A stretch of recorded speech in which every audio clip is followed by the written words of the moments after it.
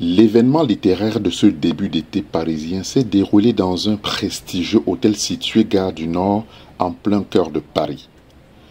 Pour Marjolie Laurette Eka, organisatrice de ce branche littéraire, l'objectif affiché était de faire une rencontre fraternelle et amicale, une rencontre de beauté, de générosité et de convivialité entre confrères et jeunes talents passionnés de littérature et d'écriture. Je se branche tout simplement parce que je me suis rendu compte que nous lisons moins.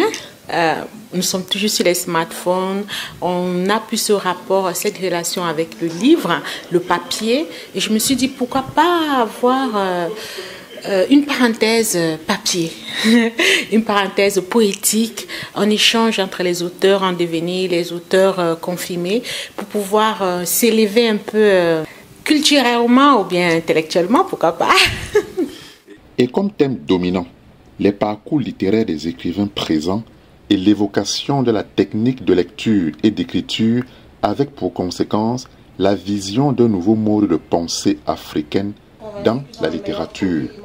Je me rends compte qu'on a autour de la table des personnes qui sont vraiment passionnées par la littérature, et pas seulement, qui sont aussi passionnées en fait par l'écriture en général, et qui ont besoin de transmettre. C'est surtout ça, ce désir, cette envie de transmettre, de pouvoir permettre aux autres d'accéder à certaines connaissances qu'ils peut-être ils n'ont pas, ou alors qu'ils ont déjà mais dans un autre sens. C'est surtout cela qui m'a accroché dans ce branche littéraire.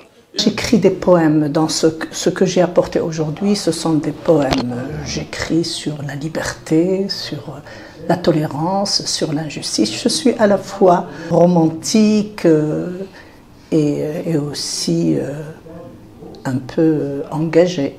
Si la littérature africaine est souvent cataloguée comme une ride à la surface de l'histoire, force est de constater un réel engouement autour de ce branche par les acteurs africains eux-mêmes. Il faut des symposiums, des colloques comme ceci pour pouvoir rehausser notre culture qui est assez riche. On a eu pas mal d'écrivains qui sont venus d'assez loin et qui ont fait des exposés vraiment magistraux. Et nous avons pu apprécier l'intérêt d'abord de la littérature, l'intérêt que les gens aujourd'hui s'adonnent dans la lecture, dans l'écriture, etc., dans l'art tout court.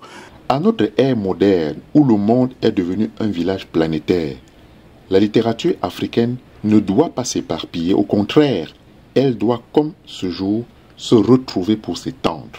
Tel est le défi que souhaite relever Marjolie Laurette Eka pour essayer de rendre à la culture africaine l'espérance des couleurs trop souvent flétries.